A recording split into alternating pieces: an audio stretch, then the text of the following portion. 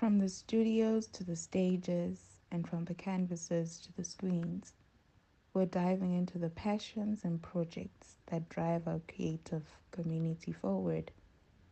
Join us as we chat with innovators and trailblazers about their journeys, successes, and lessons learned. Get ready to be inspired, motivated, and fueled to pursue your own creative dreams. Welcome to Coffee in the Morning, the perfect blend of conversation, creativity, and community.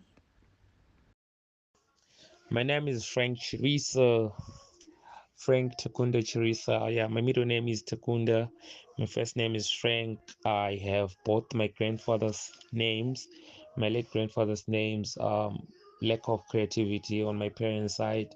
My grandfather passed away last year, January 30, and yeah, we also shared a birthday. So yeah, that's just who I am. I'm Zezuru, but I grew up in Bulawayo around a lot of Ndebeles. So sometimes Shona people think I'm not one of them, and Ndebele people know I'm not one of them. I'm turning 25 in June. Um, that age, the age of measurement, where we get to measure what you have done in life, whether you're a failure or success. Yeah, I'm getting to that age soon. And yeah, I'm from born raised in Bulawayo, but Kumusha, it's Chivu. I'm a Gushungo.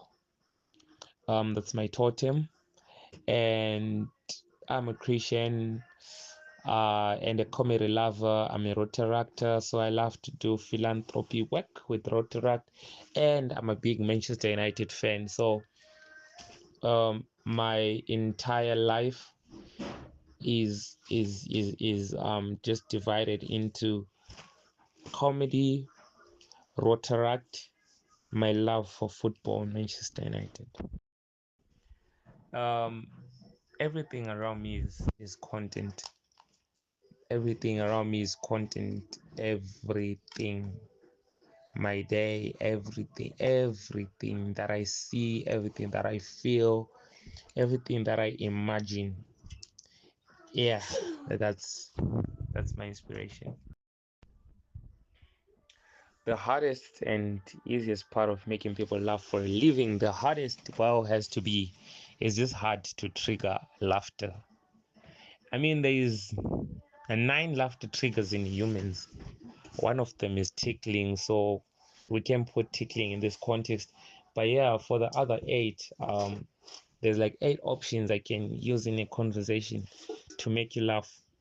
Yeah, and when I start a set where people have to like you, you have to connect with people. Um, there's just a lot that comes into it. It's like ability. You're not supposed to be overconfident. You're not supposed to be arrogant. Also, your confidence is not supposed to be very low. There's supposed to be a balance. Um, the way you dress has to match whatever you like, your story.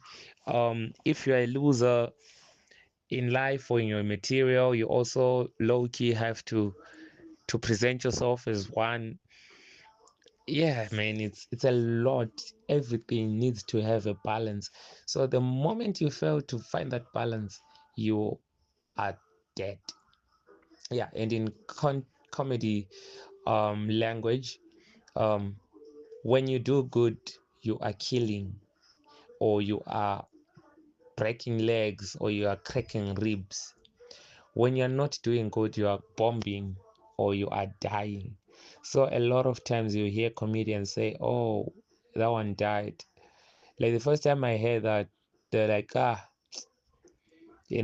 Dando died. I'm like, wait, what? That? Oh, like, yeah. Then they explain to me.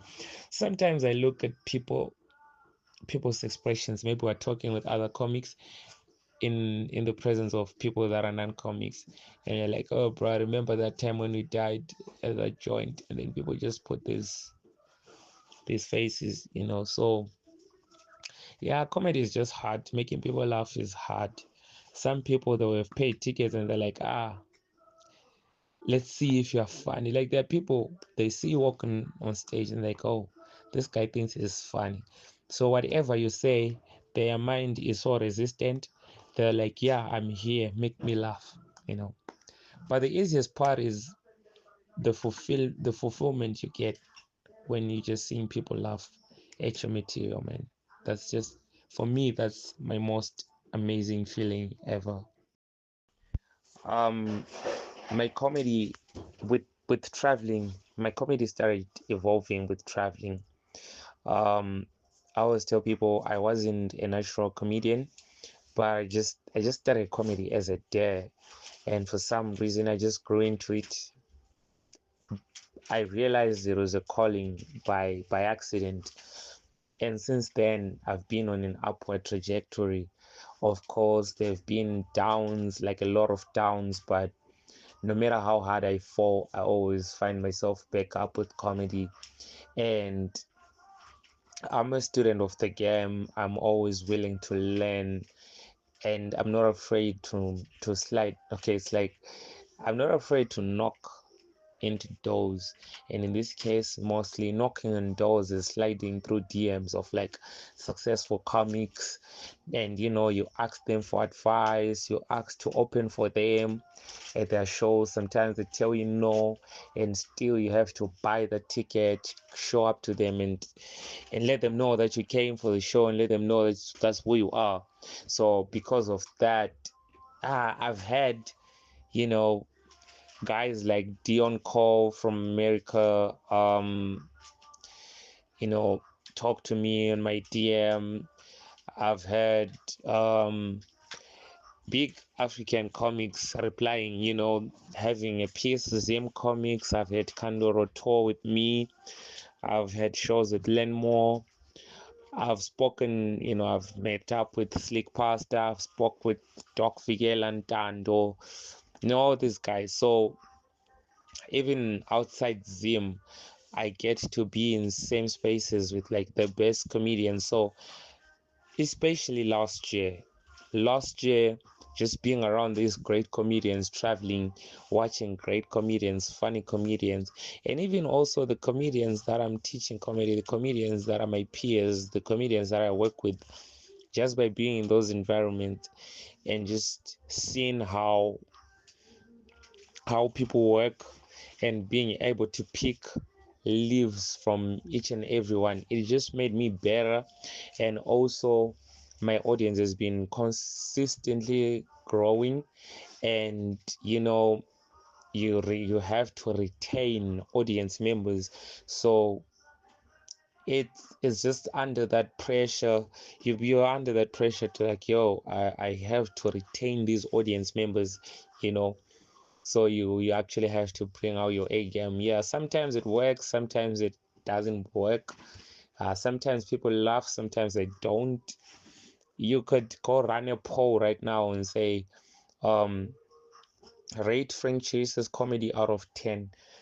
There's quite a number of people that will probably put a 10, and you actually find people that will put a 0, because there are events where I actually been to and failed to make people laugh at all.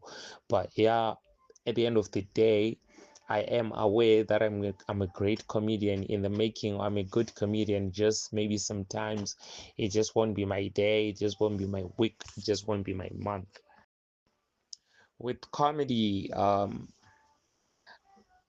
for me, comedy is my therapy. There's nothing that goes on in my life that I don't talk about on stage.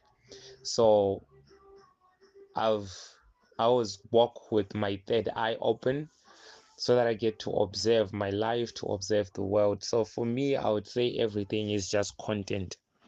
You are content, I am content, my family content, my friends content, my workmates content, people I date content, my football team, Manchester United content, food that I like to eat content, stuff that makes me mad content, um, stuff that I like to do, my hobbies, how people make me feel, all that is content.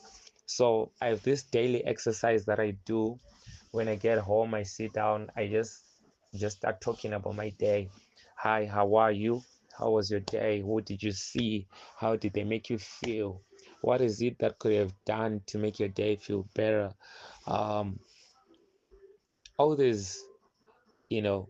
So I take I look at it from like a light point of view. I remember the day my grandfather passed away.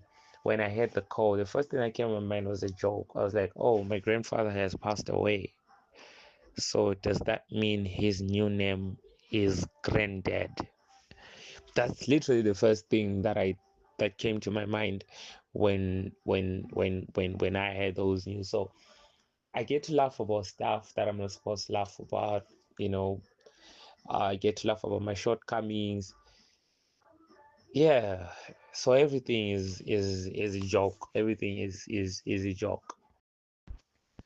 Um, the dream collaborations or projects I'd love to tackle.